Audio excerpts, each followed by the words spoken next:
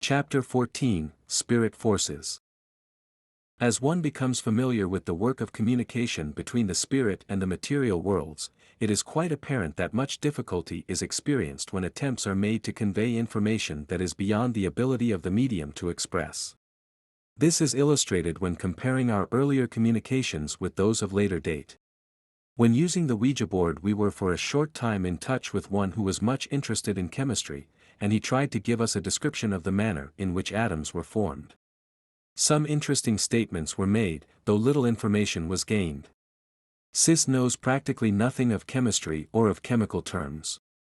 I had read a little on such subjects, so it seems likely that my mind supplied the words while my hands were on the Ouija board.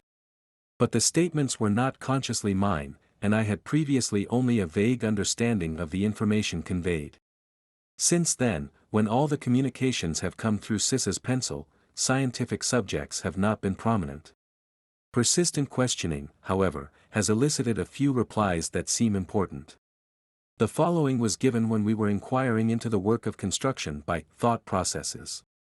We in this circle are not yet advanced enough to deal with atoms and electrons, or to watch their motions. Other planes have done this, and are busy explaining the existence and movements and powers of the electrons, or grains of force, as you have been told they were called. The electrons are the nearest approach to spirit of anything pertaining at all to matter. They are etherealized to such a degree as to be almost pure spirit. Yet when they are surrounded by material forces, they obey those laws. They may belong to either the seen or the unseen world. When connected with matter, they become part of the material atom. When used by spirit, they lose all material attractions and become amenable to spirit control. And again. Try to conceive of thoughts as formative processes in themselves, and in dealing with the material used, are all powerful to build from that material. The electrons are the material, and thought can attract, distribute, or segregate these minute particles as desired. In talking this over, we wondered if the electron we had in mind was the same thing they mentioned. We asked Professor James about it, and he replied, I am not a chemist and can only answer as I have been taught by others. The electrons or grains of force are scarcely differentiated from spirit. Their quality is so ethereal that spirit workers use them continually. Yet they may become inherent in matter under certain conditions, and apparently become slightly material. I would call it, in the language of the psychologist, a double personality. That is hardly a fair answer to your question, but it is dealing with forces so subtle that the best of us here are simply students. The double activity is all I can use in explanation. You really think we are both speaking of the same thing then? I imagine so, but I did not study the science of chemistry there and have no means of comparing. The professor who long ago talked to us of chemistry added, The electron here is practically the same as the electron there. At least we believe so. It is the spiritual side of the material, or the material side of the spiritual force. In studying the spirit forces, it was learned that most, if not all of them, were vibratory in character. The subject of vibrations was of course quite prominent when we were told of music and its production, and some of the information concerning vibrations is included in the chapter on music. The first mention of vibrations came very early in the communications when Dee said, Early in this life we are taught about chemical laws. What kind of chemistry have you in a spirit world? I do not know how to tell you.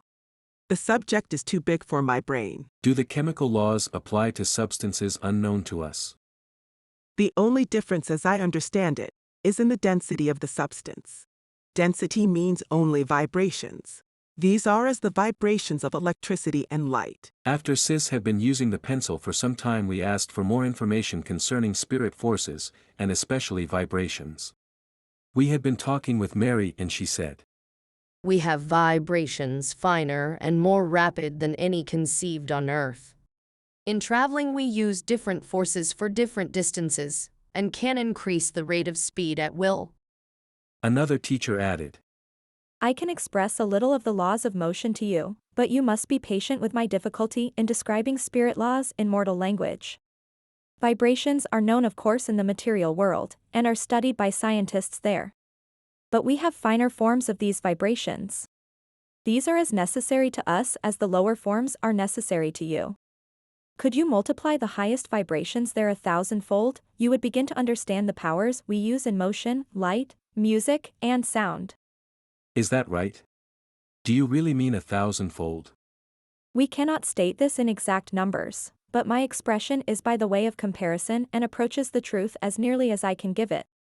This is so much greater than light as we know it. Do you recognize the grades between? Where earthly force ends, spirit force begins, and we are sensible of all the gradations in power and rapidity. We can control them to a large extent, and can use where we cannot control. We explain light as waves of ether. Are your higher forces explained in the same way? Light is a part of the higher vibrations. Ether is filled with vibrations. The electrons or particles are in constant motion. We have no material substances to create vibration, as sound is created with you, but we have the finer forces of the mind. At one time for a number of evenings a teacher from a higher plane attempted to convey to us some idea of the forces used by them. But because of the difficulty of expressing spirit powers in mortal terms, he did not succeed in getting much through concerning the forces, although he did tell us of the activities on that plane. In his talk, and in what Mary has said about spirit forces, the word electricity has been written. Regarding this, I asked. You have used the word electricity. Do you mean just the power we know as that? No, we use the word you best comprehend. The spirit counterpart is more subtle, more ethereal, but powerful even beyond the earth-known force. Later, when using the words magnetism and magnetic attractions, it is quite likely that spirit powers are meant rather than those we know by those names. When the teacher was trying to describe the power of the higher plane, Sis asked. Has it anything to do with ether? What is ether? Tell me that. We cannot do that. Neither can we yet. Wait until knowledge can explain more fully. But we persisted in our questions at various times, and the following replies were elicited. Ether is invisible and imperishable. It is an unknown quantity filling all space. It has qualities quite unknown to mortals as yet. Higher spirits study its formation and composition and do know about it, but it is in advance of our knowledge. Is it possible for mortals to learn of ether, its characteristics and powers? They have discovered little as yet. I think it possible. But much research work must be done first. It would be unwise for us to give such information if we knew. Study, and the desire for new truths, are for the purpose of stimulating minds on earth, and form one of the steps leading spiritward. Human understanding is slowly turning toward the spiritual, and, in some far distant time, earthly and spiritual efforts will come together, or at least the mortal may so understand the immortal, as to be nearly conformed to its spiritual counterpart. At another time Mary said, The ether is the medium for the transmission of thoughts, and sometime the world will take cognizance of these silent processes and powers. But it must become more spiritualized before it understands. It is unfortunate that Sis is not more familiar with chemistry and physics. A number of attempts have been made to describe various spirit powers, which have been partial failures because of the difficulty Sis experiences regarding the terms or vocabulary of chemistry, physics, or other scientific occupations. Several times, however, our questions have brought out a few sentences in reply, and I give some of them here. A teacher from a higher plane was talking. We are studying a power akin to magnetism, although it is a much finer and more spiritual force. It is produced by the action of certain etheric waves that move in circles about an etheric center. It is a force to you unknown, finer even than spirit, but so powerful that it might sway a universe. Further regarding magnetism we were told. He wishes to say that the experiments of scientists are leading in the right direction, and that science will prove immortality, or rather the persistence of individual life, before long, through the study of magnetic forces. What do you mean by magnetism? Magnetism is not an earth-born property.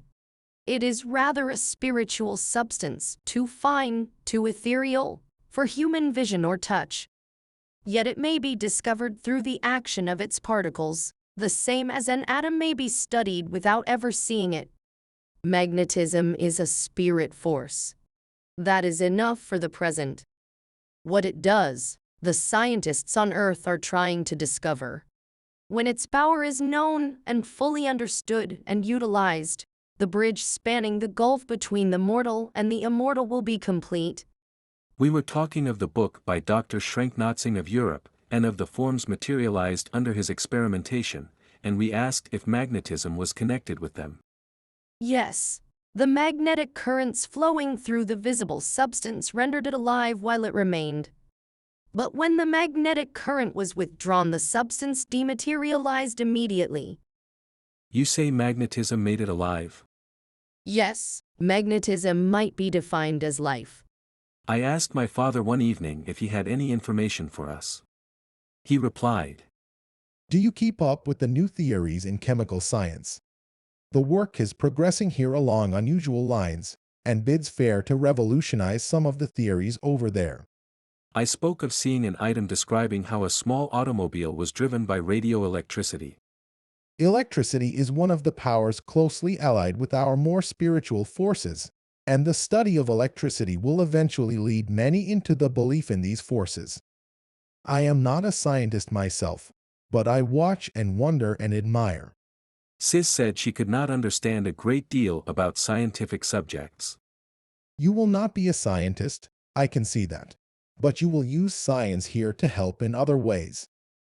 Your music will be one of the results of science, and you will be dependent on it in 1,000 ways for progress and happiness. I said it was difficult to imagine chemical studies there, as so much of our study consisted of actual experimentation. You have chemical apparatus there for experiments. We have the spiritual counterparts here, and through this apparatus we study along experimental and progressive lines. It is difficult for you to understand, of course, but we do experiment regarding material substances and make discoveries of different compositions and their different uses. We know the different metals and minerals and see far ahead to 1,000 uses yet unknown to mortals. There is always something to look forward to. When the earth is a worn-out magazine, it will be time for mortals to quit. But that time is far away, unknown, and uncounted cycles ahead. Another evening someone else wrote, We are trying to get in touch with human thought and trying to influence that thought toward the pure beliefs of future life, of progress, of unselfish service. Can you help us? We have had so much it would seem there was little more that was new. Perhaps that is so, but line upon line and precept upon precept seems to be necessary to impress the human thought. I know, for I have not forgotten my old hardness of heart concerning some things. Were you a religious teacher? Not at all. I was a teacher of science, and that along materialistic lines. It was difficult for me to get any impression beyond the material forces. Science, you know, tries to account for all these things by material explanations. I had to come here before I found the intangible something we call spirit, or the unseen thing we know as life and immortality, or the vision that could see and accept the divine. We have always been impressed by the evidence of a tendency in all life to improve, to advance. That is the secret of it all, the upward climb, no matter how slow. Believe in that, and your faith will be sure. It does not need unlimited study and research in order to comprehend principles. But some scientists seem to think that this tendency is only another principle, another foundation law, like gravitation. Who made the law? Who decided that gravitation, cohesion, magnetism, attraction, and 1,000 other laws must go to the forming of a world or of a people? Some think these laws always existed, were never created. That is getting back into the unknowable and the unthinkable. We here do not go back farther than to the creative force that governs all things. Many in higher spheres have far more definite knowledge than we. Scientists on Earth know nothing about it. They take their own conceptions for absolute law. But this life will disclose impressions, intuitions, as well as absolute knowledge, that will crush into nothing their manifold theories. Chapter 15, The Aura, Personality, etc. Magnetic currents and magnetism lead to the subject of magnetic attraction, and this leads to personality, character, and congeniality.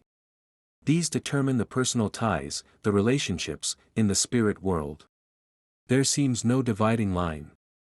Even guardian spirits, guides, or controls, are allied subjects for discussion. I will begin with a remark that Mary made one evening when Sis was rather despondent, and the writing was not coming easily.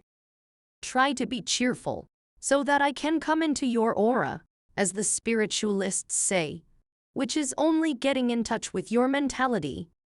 What is the aura? It is a magnetic condition which throws off certain colors in certain personalities. There is an attraction in each person's aura that calls persons of responsive attraction. You must know that there is as much difference in personality here as there. Attraction from one may not mean attraction from all. It is a matter of congeniality and sympathy, largely. This question of attraction made me wonder whom I would have for friends over there. You will find those who belong in your magnetic current. I doubt if I have any magnetic current. Everyone has it. That is the aura, so much talked about. Can you see the aura? I see it, but I see the spirit more plainly. The aura seems like a filmy veil to me. Others see it as a thicker cloud surrounding and enveloping the individual. But it is with each one of you, and is an introductory knowledge of the spirit within. The aura carries with it the personality. It may be thick and black with criminals. It may be as beautiful as a sunset cloud. Or it may be like a delicate veil, differing with different personalities. We were talking about a young man there who was concerned because his mother here continued to grieve for him. We asked if he could see her.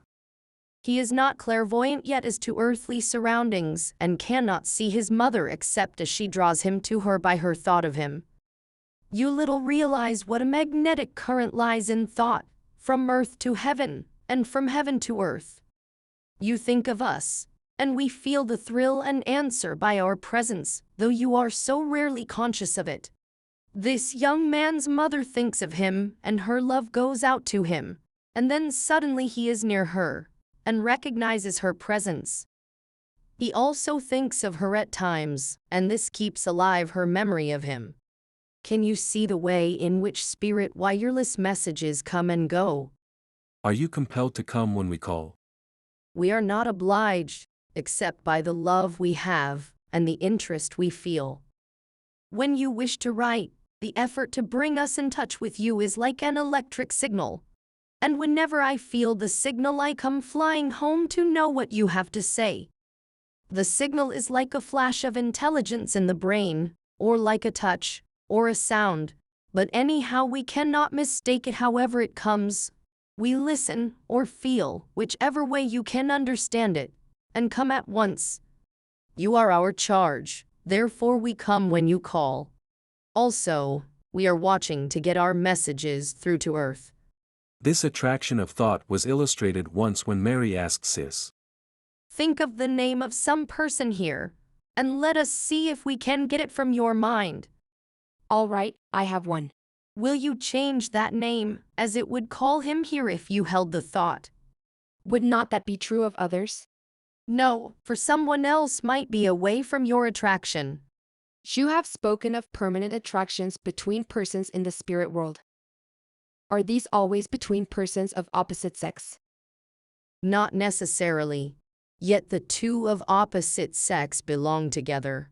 It is said, though I only know from hearsay, that everyone has a mate of the opposite sex, and that at last they come together and form a perfect union of wisdom and love. That does not exclude other very warm ties, however. Is there as much difference between the sexes there as here? No, the magnetic attraction is probably the influence.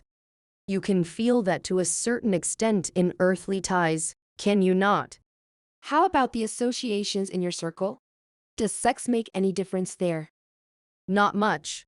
We are all friends, and when we belong to the same circle, it means that we are attracted by the same thoughts, plans, desires, and tastes. Of course, this means that we are in tune with each other. There are no jarring notes, the vibrations are the same. We are not male and female as on Earth. The sex question is one of beauty and naturalness here, quite removed from the coarseness of the Earth attraction. It is one of vibration, one of harmony, one of coming together of two forces, like the positive and negative currents of electricity. Yet it exists, and adds to the joy of this life. But it never interferes as it does on Earth, with other loves and other companionships. All is within the power of magnetic attraction. We wish the heavenly attraction to be understood.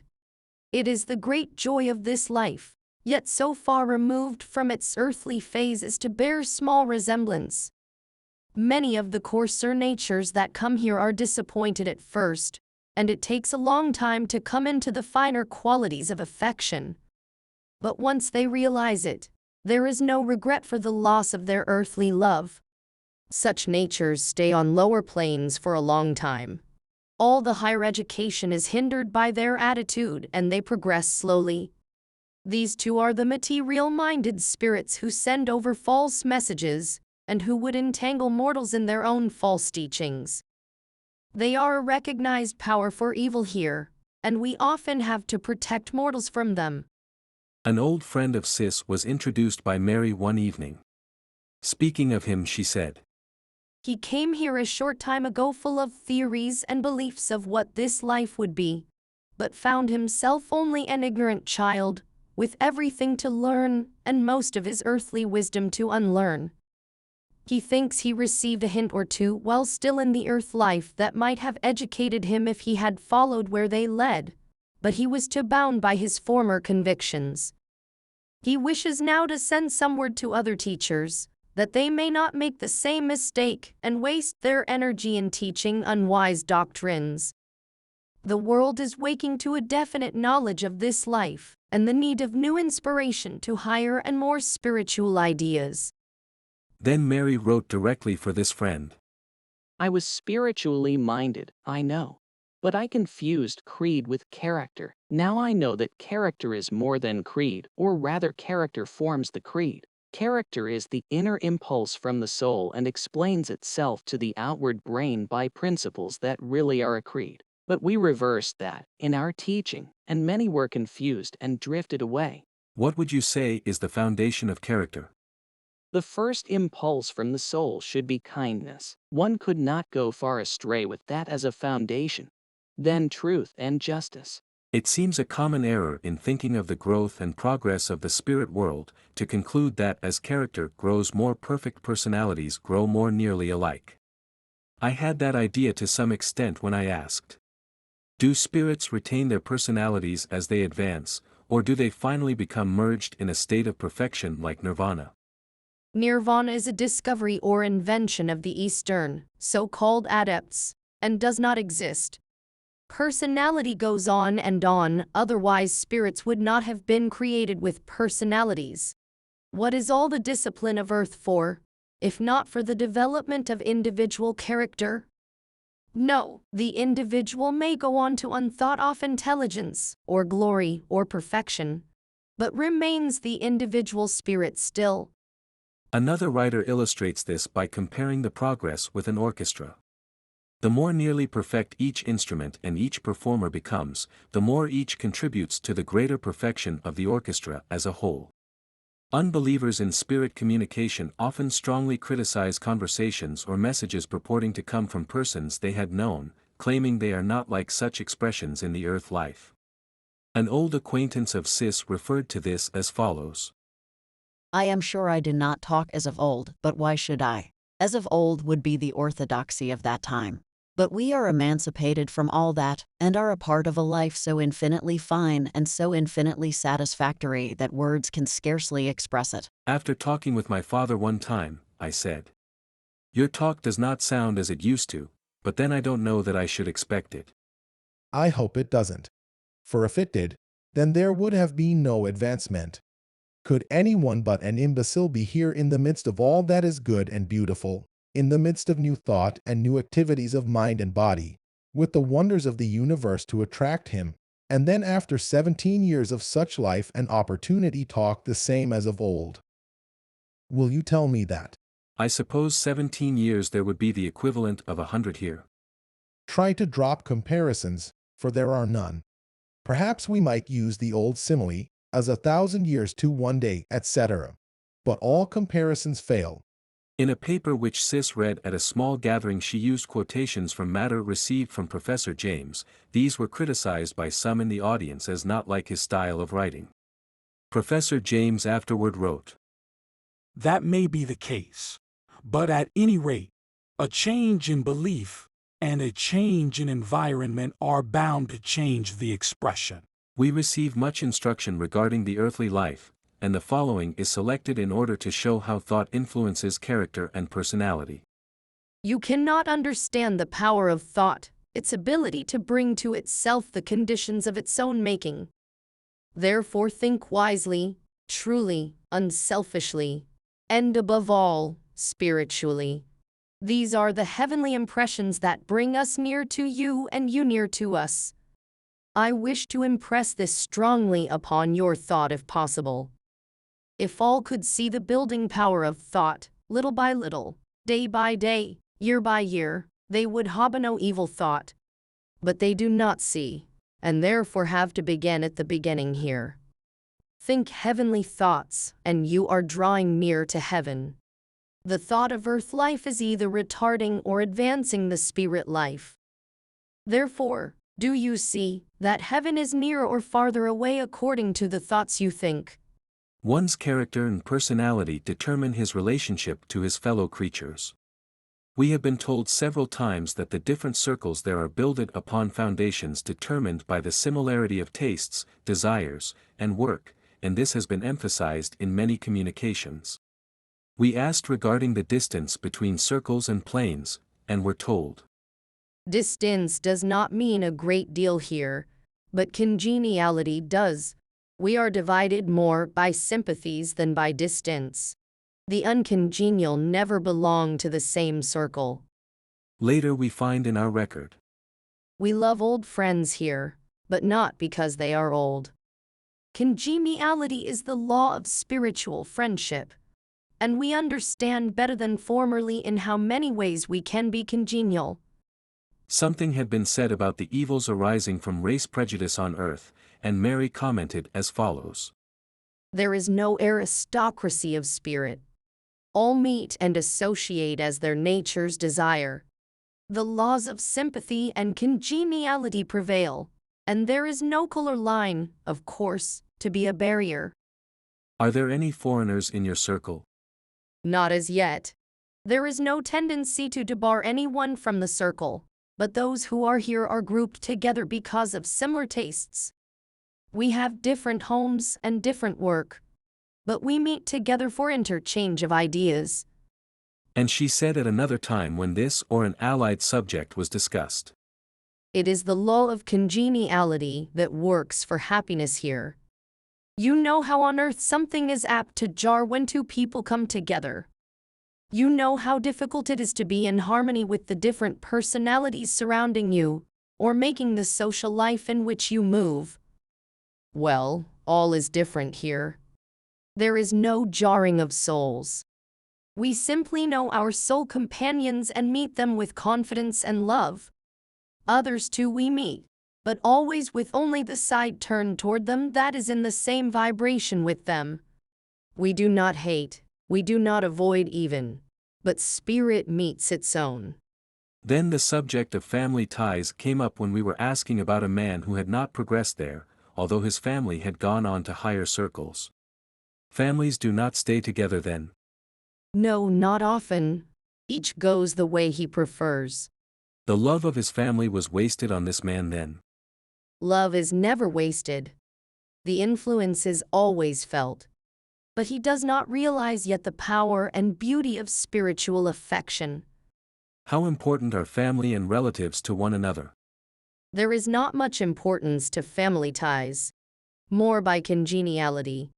Another communicator added. You are talking of relationships. You are related by the thoughts you think, by the ideas you cherish, by the loves you develop. These are our relationships here, and are dearer and nearer than ties of blood. Another also wrote. I have a word to say about family ties too. I have been here long and have found many to love, who were in no wise related. Yet for our family I have great tenderness. For one brother here, because he is struggling up through great difficulties. For another, because he is still so far away from real happiness. And for the two brothers who came over in infancy, because of their nobility and purity. Upon learning that one married couple, whom we had known, were not together there, we asked if many kept together. Not many are married in spirit, and it is only in the spirit that the tie continues on this side. Comparatively few keep that tie here, but are happier to each go his own way. They find their mates at last and come into perfect happiness. The subject of personality and its influence took quite a different turn one evening when, after reading of some wonderful demonstrations in psychometry, we asked to know more about it. It is true that character can be impressed upon lifeless objects. The mind of man is infinite in its power, and may influence through touch many inert things. The lava from the volcano, the jewel from a mummy, that you speak of had taken something from the environment and carried it to a sensitive soul. The touch of a hand on an object is much, and in the hand of an intermediate person it may even take something from the mind. Will this help you to understand the influence of mind upon matter? You give something of yourself to everything that you touch, and more of yourself to every mind with which you are in contact. This is the source of personal influence, and goes out from you even though you do not so intend. Study the intricacies of mental influence with the object of increasing your power for good. What a power evil persons must have in this. Their influence is negative and therefore less powerful. The positive is the power for good. Still another phase of personal attraction was illustrated when we asked if everyone on earth had a guide in the spirit world. Each one there attracts someone here, and such a one is often desirous of helping the one on earth, and becomes what you call a guide. Those on earth receive from teachers here, oftentimes not recognizing the source of the thought given to them, and so in a way they are guided from here. It is not necessarily, then, someone who had known the person on earth? Not at all. A matter more of similarity of thought and desire. This close connection between persons here and those beyond was brought out quite clearly when we asked Dee if she would have known if we had had an accident while riding in the automobile. Instantly, a messenger would have called me and I would have been with you. We do not anticipate anything of the kind, and see no warning of it in the outlook for you. But if it did occur, we would be notified at once and we would be with you in a flash. There are clairvoyant messengers who are watching and seeing any necessity of calling friends of mortals when such mortals need help. Then we are always under the eye of some spirit. Always in the sight of invisible friends. The guardianship by spirit forces is one of the protections thrown around individuals. I do not mean that they can always prevent danger or accident or suffering. But if they cannot do this, they are ready with impressions that may help as needed. We get the signal as you might get a telegram. The watchers are ever alert, and call the guides whenever necessary. We have to guard our charges at all times. The watchers are called to this work by the higher powers. It is recognized that this plane needs careful watchers to prevent the evil and destructive forces from exercising their influence. If we call them sentinels, as in the army, you will understand their efficient and necessary work. They are those who seem to be especially fitted for such work. Detective service, you might call it, and their signals to us call us immediately. Is everyone here so cared for? Yes. That is true even of those who are not in touch with this life. We have to guard the evil as well as the good. I should think they might do more in keeping them from evil. You must understand that we cannot use force even in protecting others, and many on earth are so debased that spiritual help could not reach them. Their guards try to protect, but fail because of their earthly and sinful selves. Free will must always be left to assert itself, and the evil on earth will naturally incline towards evil influences from here. You are desirous of good, and therefore good influences reach you. Some walk into wrong paths unintentionally, and because it was not their intention, they are soon brought back. I asked Mary if some here who learned that they were influenced from there, would not resent any such idea, thinking they alone should have the credit for any advance or good they might experience. If that is true, then they will be left to themselves, and will only be helped when they desire the help. Guardian spirits and heavenly guides suggest the subjects of guides and controls, terms much used by spiritualists, usually in connection with spirit manifestations or communications. A control is only a powerful helper on this side. We were told by Mary. You might speak of me as a control if you so wish, though I am not a very strong one. Yet I do in a way control the communications of this circle, keeping out, as far as I can, unworthy or ignorant communications, and bringing to you the wise and good. I like the word friend or instructor better, but many adopt the word control,